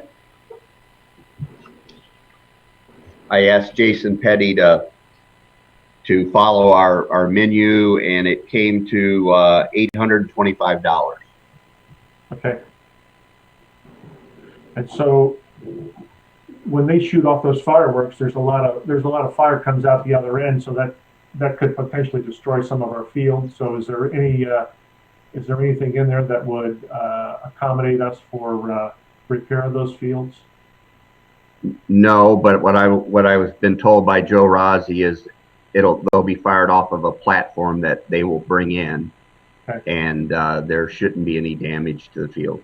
Okay, I'm going to express my opinion on this. I think that while it is a nice idea, we still don't know what the state's telling us they can or can't do. But more importantly, to raise suggestion, most of the other communities have all canceled their 4th of July fireworks, and we don't really know who will show up to this, and we don't have a good handle on crowd control, and we don't have a good handle on a whole bunch of things, in my opinion. I think there's a lot of loose ends left with this, and 4th of July is a month away. I mean, I'm hesitant to support something like this year based on the fact that it's coming in way too late, and we have too many loose ends on this deal. So. Yeah, I'll chime in on that too. Mr. Fortin has asked me about this from when he started planning it. We had some conversations about it, and I really appreciate the sentiment. It's the 4th of July. We've been, hit over the head by a lot of things here in America the last several months, and people would love to blow off steam and celebrate, and fireworks are the way we do it. But there are all kinds of impediments here that seem to render it impractical, and crowds were the first thing I mentioned too. We will be the only show in town, and I say we, it's not us, it'll be in our township. This is a privately sponsored event, it's not a township sponsored thing. But all the other communities, except for the city of Hamilton, seem to have canceled their fireworks. Hamilton plans to shoot them up really high in the air over the river, and they're telling crowds not to form anywhere in particular to watch them. I don't know that that's practical in our area to shoot them higher so people could see them from home. But we don't have in our park the parking capacity for the number of people who are likely to show up. The city of Madeira, I shared with some of you last week, I learned in their meetings last week, they regrettably had to cancel their Independence Day celebration. They have a wonderful fireworks event each year too, but their concern was they were going to be practically the only show in town, and they'd be overwhelmed by crowds. And I see that inundating our neighborhoods around there. If that happens, there's going to be people parking in the neighborhoods, on the streets. We're going to have crowds assembling that aren't allowed currently under the state health orders. That may change as of July 1st, or they may get rolled over again for another month. And so there are all kinds of concerns. I will say I understand from Mr. Warwick and from some of the questions you had asked him, Mr. Weedman, previously, there is a fairly detailed plan that Mr. Fortin's put in place. It's fairly impressive, the logistical detail he's gotten into, everything down to portalets and so forth. But state law just doesn't seem to allow this sort of gathering right now either. And our insurance company has expressed that concern as one of the numerous concerns that Mr. Warwick shared with us earlier too. We might not be covered, I suppose, potentially, if there's an assembly we permit in violation of state law. On the other hand, we have some criteria for renting the parks. I don't know what discretion we have, I guess, to say yes to some and no to others under some instances. If we have a rule that if you apply by a certain date and pay the fee and check all the boxes you're supposed to check, you get to rent it. If we deny it to a particular event, I don't know if that creates any legal concerns for us. I would think not. It's not a content-based restriction where we're saying don't come in the park and talk about a particular thing. We're saying there's a crowd issue. But yeah, I wish it didn't make me uncomfortable here. I wish we could say, this is a great citizen initiative. Go ahead and do it. But there are all kinds of logistical hurdles here. And I just don't know that it's practical this year. But my other question would be, other than just saying you can't rent the park if we have grounds to do that, what decisions do the trustees need to make here? That's something to consider. Yeah, I think I haven't really thrashed it all the way out with Deepak, but yeah, I'm questioning whether it's not just an administration call. We don't come before the board when we rent out fields. But I think Deepak should weigh in on that. My concern is the same as Tom's and Tom's. This is now being considered, talk about social distancing. This is considered like any event, like a parade, a festival. This is in that same category. And your risk control from the insurance company, the fact that if somebody does come down with the virus and they can pinpoint it, all the legal responsibilities and how do you control this crowd? How many sheriff's deputies do you need? How many portalets? Events like this that go on, usually a preparation time is weeks, months ahead of time, and or a year. Yeah, exactly. So, I have serious doubts that we should back this.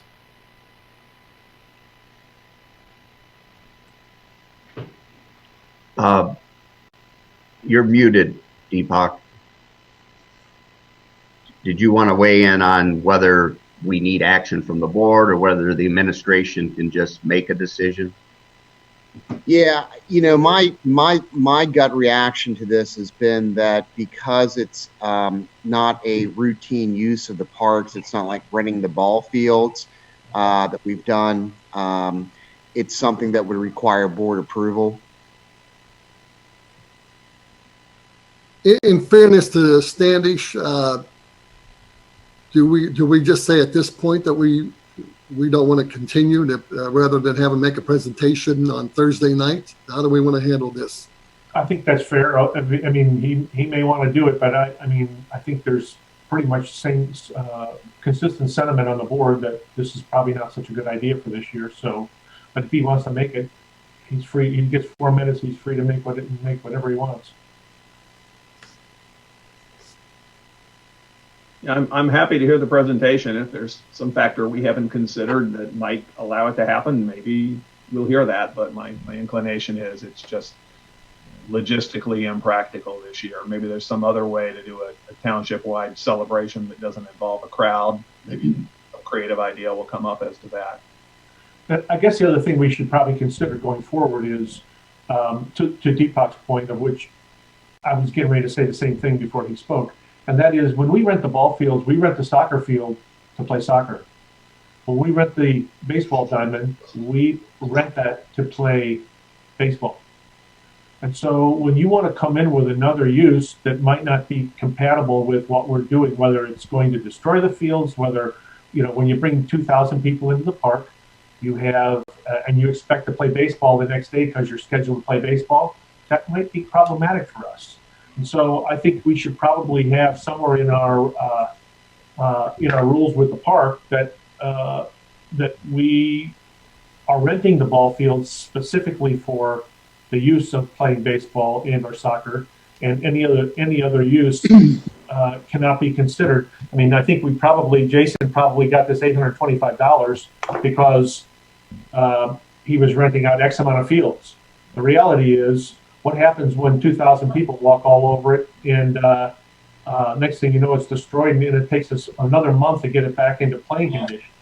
You know, there's just things we should be considering when we're using these baseball fields or these soccer fields for alternate uses. That's all.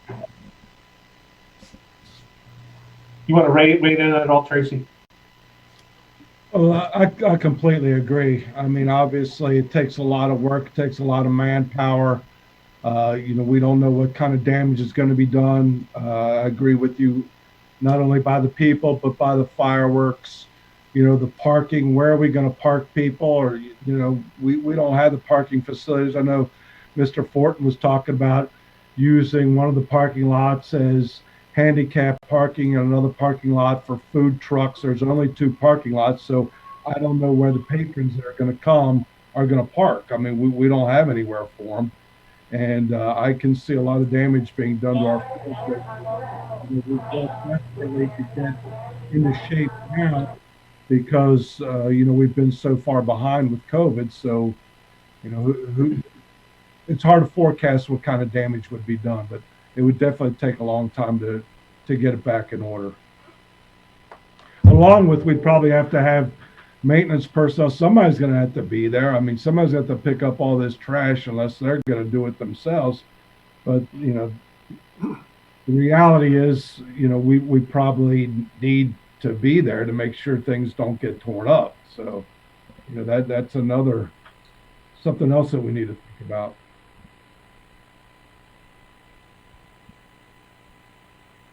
Well, let's hear the presentation Thursday night, and then if we need to make a decision, we do what we need to do. Okay. I have 2 things that were sent in by citizens that they wanted read.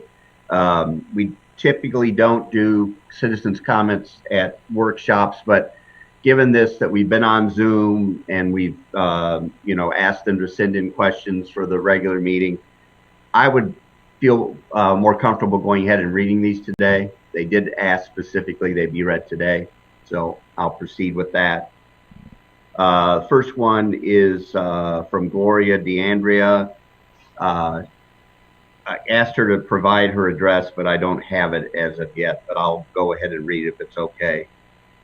Please present this question at the Tuesday, June 2nd, 2020 9 a.m. meeting workshop. What is the progress of the relocation of the Revolutionary War Patriots gravestones from Rose Hill Cemetery in Anderson Township to Sycamore Township Memorial Cemetery?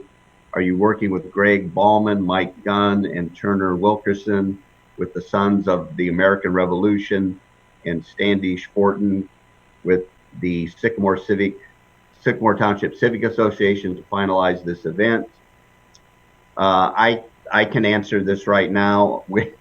I talked to Mr. Ballman on Friday. Tracy's been coordinating with Anderson. I think we have this underway. Tracy, do we have a date when the stones are going to be picked up over there? We do not have a date, but we were looking to do it this week. Okay. And then they've asked, as soon as you have a date, if you could let me or them know, because some of them want to go and have some kind of ceremony when the stones are actually picked up.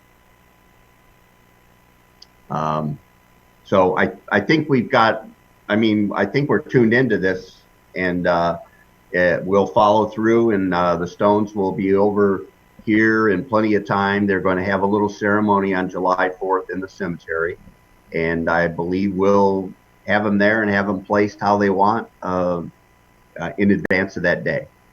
Can I ask a question about that? This, I think, has come up before, and Mr. Bickford may have addressed it last year, but our cemetery sits at the corner of Kenwood and Kugler Mill Road, and it's our historic cemetery in the township. It's immediately adjacent to a church, which has no trespassing signs all over the parking lot, including right in front of the gate into the cemetery. There's no parking on the side street off of Kugler Mill leading to it either. Do we have any sort of parking easement for public visitors to that cemetery, notwithstanding that no trespassing sign? Or do people literally just need to park on Kenwood Road and cross their fingers no one runs into them? I believe we have an easement. Could you Tracy, check you into want to? that? Or Tracy? I will check on that. We do have an easement for ingress and egress to the cemetery there, mainly for maintenance. As far as public parking, I do not believe there is an easement. I will call Mr. Chuck Martin and talk to him about that. I've been looking this up to see if I could try to find something in our records about that. There is nothing as far as parking in the church's parking lot for public, but we do have an ingress and egress easement for maintenance. There are also no parking signs on the side street there, and I'm sorry, the name of it is escaping me. But if it turns out there's no way to park in the church parking lot, could you look at whether it might be feasible to at least label some parking space or allow limited parking there on the side of the road for short-term cemetery visitors? It's just dangerous for people to park on Kenwood Road that close to that intersection, even if that's permitted. And if they were to park in our public parking lot at the township parking, it's difficult to cross Kenwood Road there to get to the other side too. Well, that side street is a private street. It's in right of way, but it was done with an agreement. That is not a public road. Okay. Trace, I thought there was some agreement with an easement when they expanded Kenwood Road, where you couldn't get into the cemetery, that the church would allow people. There was some agreement that was made. Can you check into that? I will check into that. So far, all I have found is an ingress and egress easement, but I will definitely look into it further. Another thing, Gloria, Ray, and Tom's, when Gloria called me the other day, she was talking about they need to clean the stones, the tombstones. And she said somebody that's involved in it knows the right formula, that there is some kind of a chemical that costs, I think, $100 or $200 for this chemical. She said, we want to buy it. And I said, well, wait a second. Our responsibility is to maintain the cemetery. So can we look into whatever that takes to work with these people, whatever it takes to clean those tombstones, if that's possible, Trace? Yeah, I mean, we can definitely look into it if that's, it's your decision. I mean, we have never maintained tombstones. We maintain the grounds. Right. The responsibility of the township is the grounds. Yeah. Do we own the tombstones, or are they privately owned? We do not own the tombstones. I'd love to see them cleaned, but there's some risk, I suppose, if we're cleaning somebody else's property with caustic chemicals, that something goes wrong. Who was going to do this, Jim? The Sons of the Revolution? I don't really know, Trace. I'll be honest with you. I have no idea what the group is. But I think that sounds like a name that I may have heard. Okay, I'll talk to Mr. Ballman about it. Yeah. Yes. Okay. Next comment comes from Tim Cummins, 8354 Frayne Lane. Once again, he asked to have it read today, and I'll read it. Point number 1, put a plan in action with time constraints on the Meyer project at 8250 Kenwood Road, plus all other related addresses to meet all agreed building/landscaping plans prior to any construction. Point number 2, have a plan of action to take severe legal action if the agreed building/landscaping are not completed 100% to the agreed plan prior to any construction. Point number 3, do not issue any occupancy approvals until all building/landscaping is finished 100% by the above addresses to the agreed plan prior to any construction. Point number 4, have a written documented plan of communication between all related building departments with checks and balances. No more verbal, everything has to be in writing. Point number 5, have in writing if the person or persons fail to document in writing any current or future building approvals in Sycamore Township, they should be replaced immediately without exception. We're doing a lot of follow-up on this. I think it's a subject that Skylar has some items for Mr. Desai. And I had a conversation with a Randy Cooper, and also he and I will meet sometime this week at the site. If I boiled it down where the disagreement lies right now, and hopefully this can be ironed out, they're pointing at a landscape drawing and we're pointing at the resolution, which actually encompasses that drawing. And so we're hopeful to maybe get this worked out. Just for the public's reference, right, I don't know if we discussed this in our prior meeting or if this came up after, but what we're talking about here is the Myers-Cooper project on Kenwood Road, just north of Galbraith Road, where the landscaping plan hasn't been completed to the specificity provided in the township resolution approving the project, and the neighbors are understandably upset with that. They were promised an opaque barrier, and instead there are a few little trees, and a big disagreement over what needs to go there. But my understanding is, for some reason, the county ignored the fact that we had not granted a certificate of occupancy yet for this project and approved it because the conditions weren't met, and the county let somebody move in. Is that an accurate description of what happened? And then can you elaborate? Yeah, a little bit. So the township does not issue certificates of occupancy. That is the Hamilton County Building Department.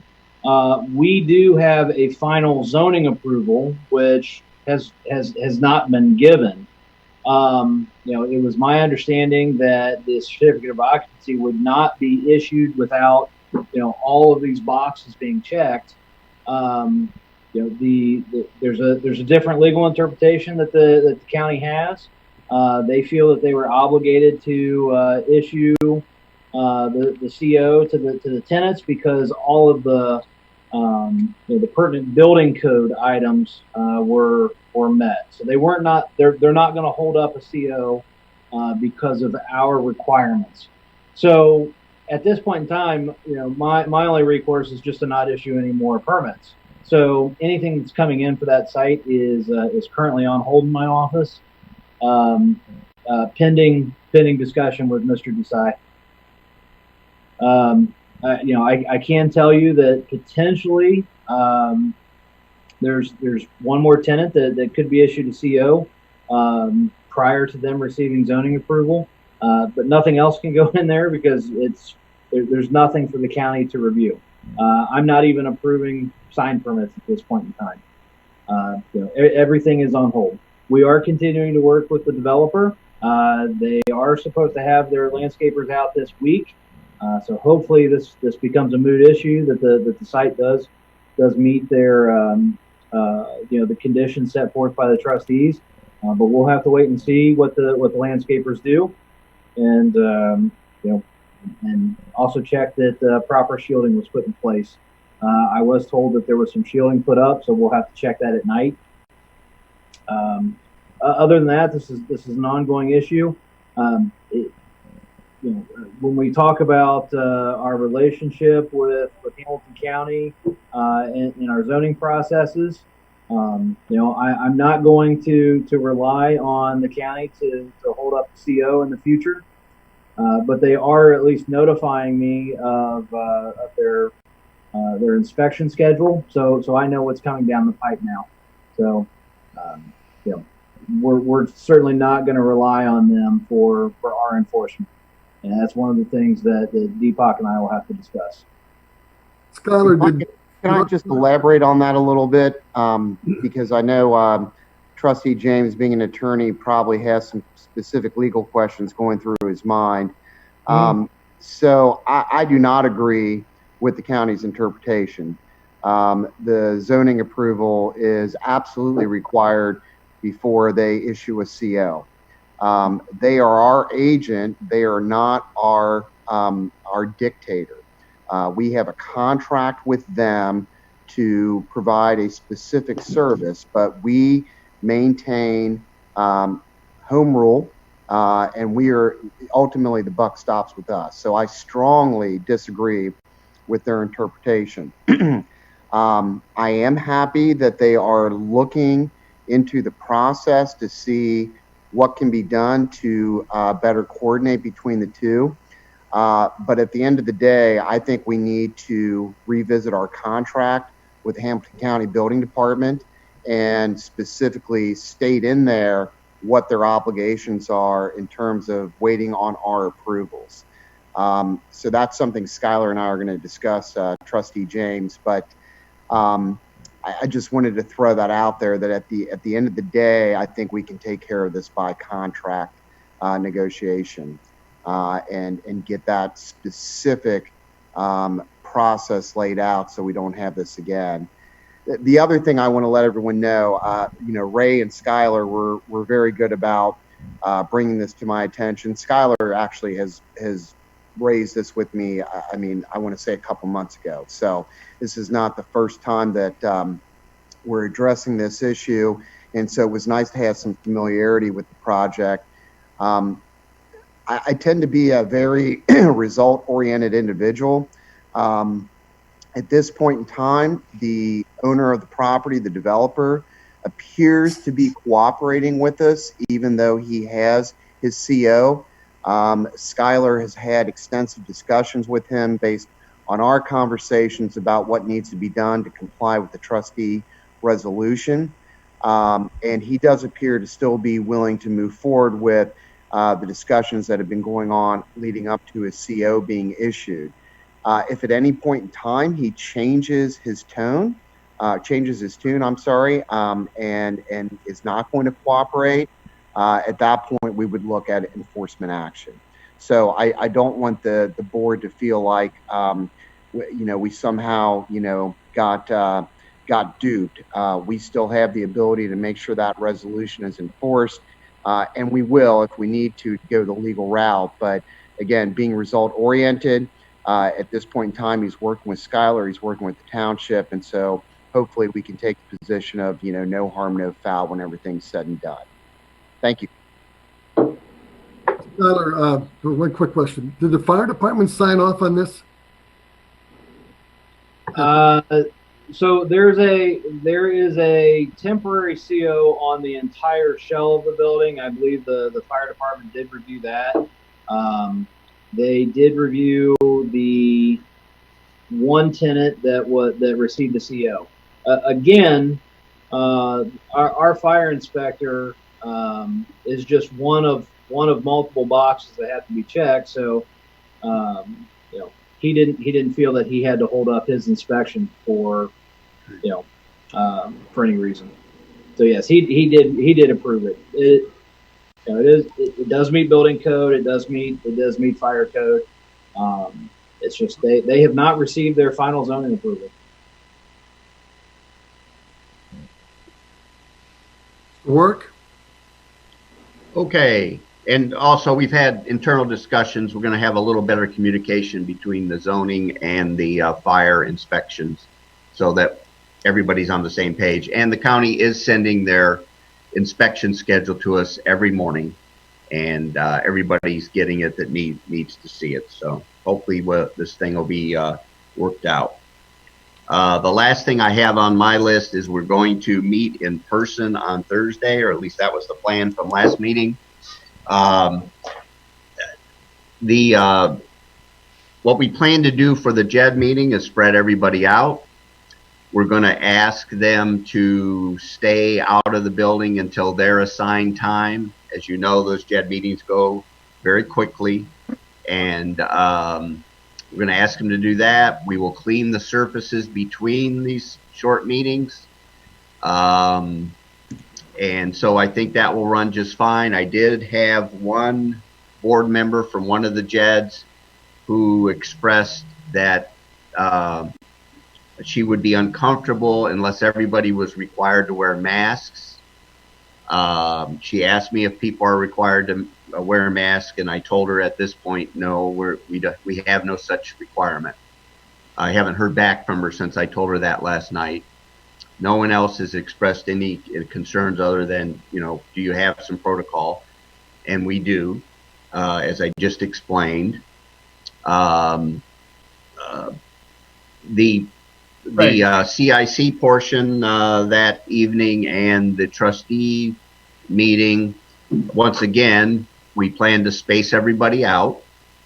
We're going to take a look at removing some chairs from the meeting room so that they can be spaced, and we maybe look at limiting it to 50% of the occupancy. Once again, in the orders from the state, this isn't even talked about. I know some people are been letting the public back into their meetings, and some haven't done it yet. So our suggestion at this point is we'll do the spacing. We'll spread out the chairs. We'll put out an announcement that we will have to control how many people come in the meeting. Possibly we could ask for reservations so people could reserve a spot in the meeting. And we'll have plenty of hand sanitizer. I suspect we could have masks available if somebody wanted didn't have one and wanted to use one. So that's kind of where we're at right now, and I just wanted the board to edit or comment or on that plan. Ray, for the JEDS meeting, where we have one member that's interested in everyone wearing masks, and for that specific meeting, can we wear masks? I don't see why not. Do we have them there? Do we have enough masks? Just the regular masks, Jerry? Surgicals? You're muted, Jerry. You're muted. Turn your mic. There you go. I can get you a box of them. Okay. We don't need the N95s. Just No. You just regular surgicals is good. We'll just use the surgical masks. Okay. Ray, alternately, since electronic meetings are, of course, still permitted, is it possible for that single JED board member to appear electronically in our meeting somehow, maybe through a laptop up on the screen, or even somebody carry an iPad around FaceTiming or something? I guess we could figure that out, but I'll circle back to her and say, look, for your meeting, we'll all put a mask on if you guys are okay with that. Yeah, I think it's fine. It's good. That meets the requirements. That's good by me. Okay. We want to have the fire department at the door taking temperatures. Is there any need for that? I don't think so, but Epoch is nodding yes. You're muted, though. Epoch, you're Yeah, muted. I think we still have to follow the protocols that have been in place. You know, you've got to take people's temperatures. You got to, tell them if they're exhibiting any signs of illness, especially the classic symptoms of COVID-19. I still think you got to follow those. okay. Jerry, can you take care of that or have somebody assigned? Yeah, I mean, if we're gonna go that far, then everybody that goes in that meeting room should be wearing a mask. And I mean, if you're gonna go as far as feel them out, then everybody should just wear a mask. If you're Well, those are the protocols we're doing every day here. And yes, no, I agree. That's my 2 cents. Yeah, I don't know about the mask part. I mean, we're not required to wear mask in those meetings, but I mean, I understand doing it to make somebody feel comfortable. Yeah. Yeah, I mean, the way I've interpreted the protocol is the temperature check, the symptoms, all that is mandatory no matter what. If you can maintain 6 feet or more, you can alleviate the mask. But if you cannot maintain 6 feet or more, then you have to wear the mask. I think we will achieve the 6 feet. I agree. Any discussion? Any further discussion? Okay, that is all I have. Fiscal Officer Rob Porter, you have some items for us? Nothing further. Trustee items, Mr. Wood? I just have one comment.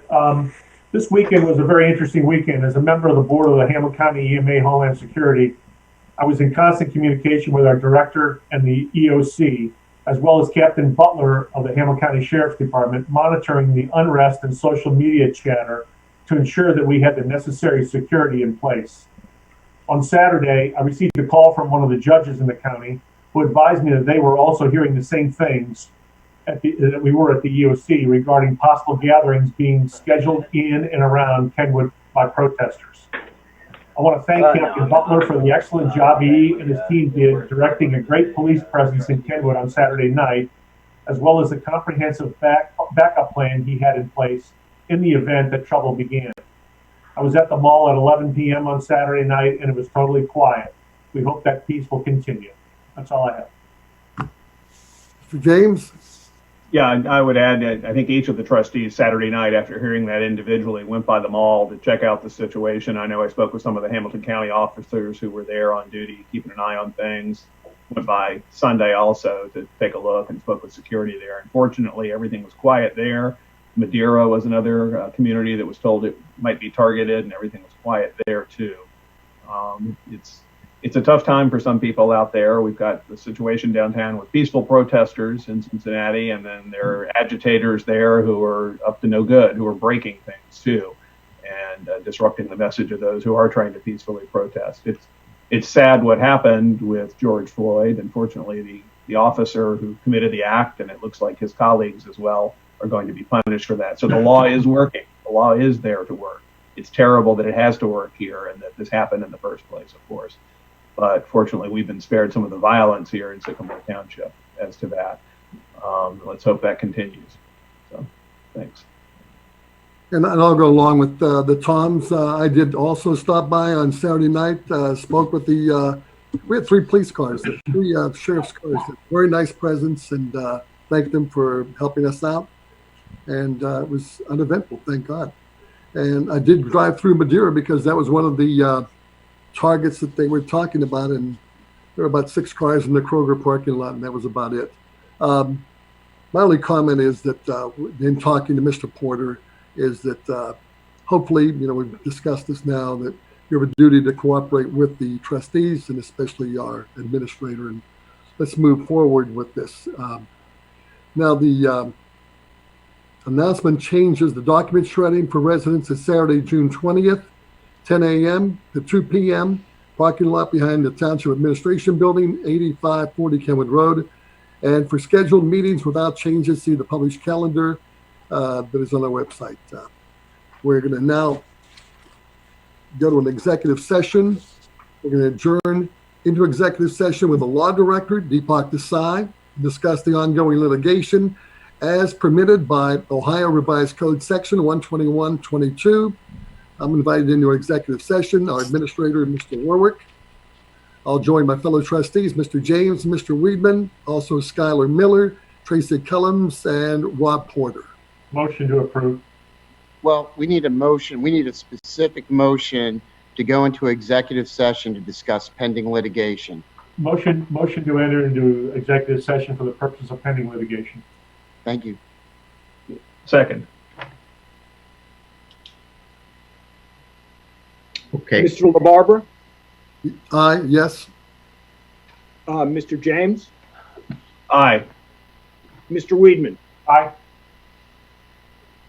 Rob Evil, do you have to give us instructions on how to get into the executive session? No, I'm going to send you there now. Okay. Can we pause for a second? 5-minute break?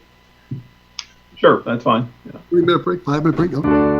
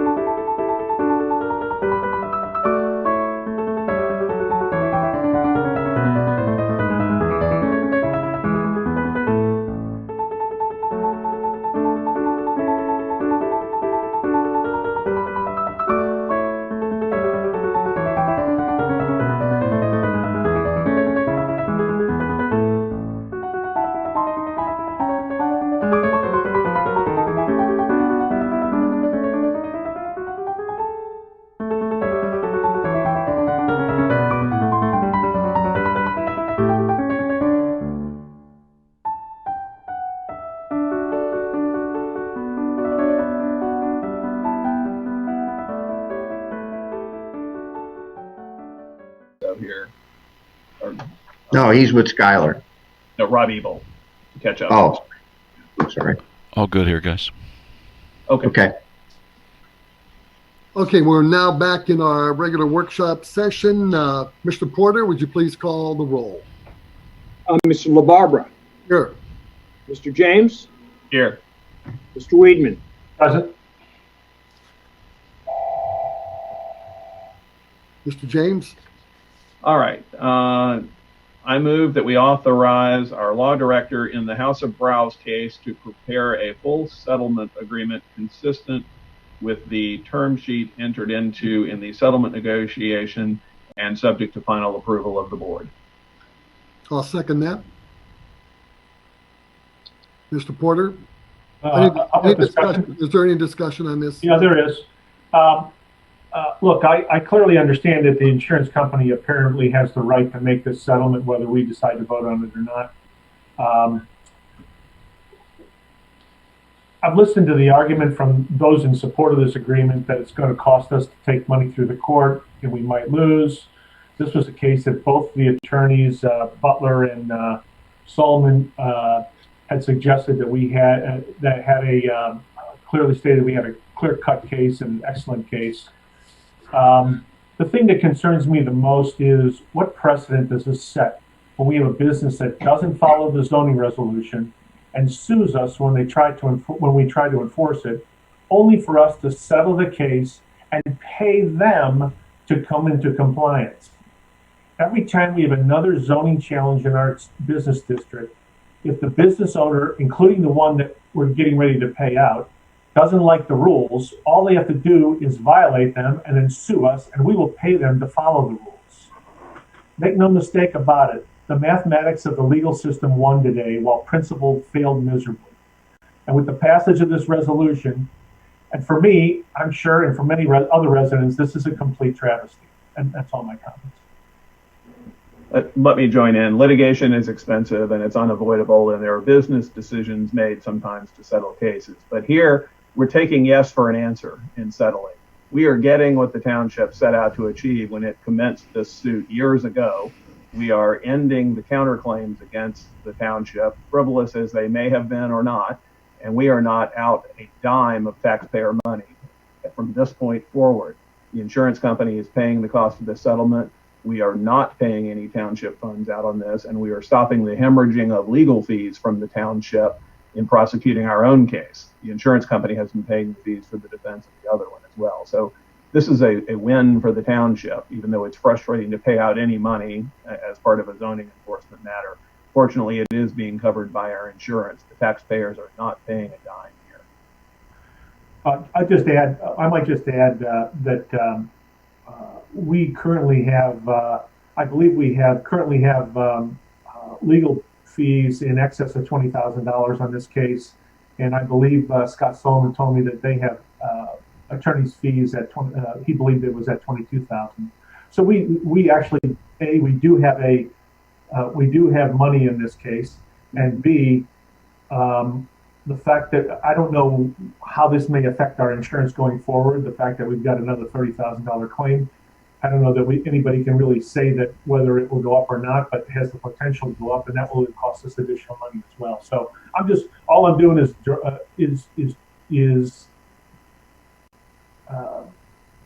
talking about my concern as it relates to the precedent we set. And I think that sometimes it's worth it to, even though the mathematics don't look all that great, it's worth it to stand up for principle, because we may be opening a can of worms going down the road where we're going to have this identical situation again, and we don't really want it. And so I'm just expressing my concern there. And I recognize that concern. It's just, even if we were to continue prosecuting the case and won in the end, we can't do better than what we're doing right now in terms of our own treasury, and we would do worse. So, but I recognize your concern, Tom, certainly. We don't want to set precedent for rolling over or inviting people to challenge our zoning decisions, thinking we're going to somehow, have insurance pay their lawyers in the end. I get that. I agree with both of you, but I think that pylon sign, that big sign that's in front of the business, was grandfathered in years ago, and now he's going to take that sign down. We did win. This was a great victory for you guys, the way you worked it.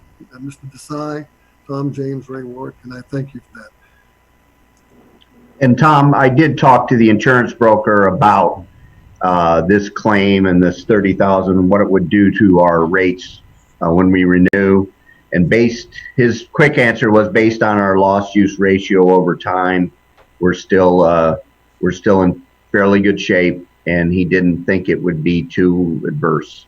Okay. Mr. Porter? Mr. LaBarbera, Aye. Mr. James, Aye. Mr. Weedman. No.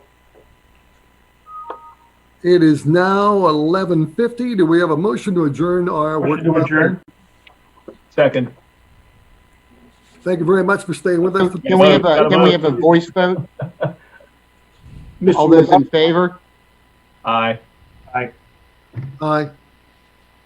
Thank Stay you. safe, stay healthy. Bye. Thank you, everyone. Bye-bye. Okay.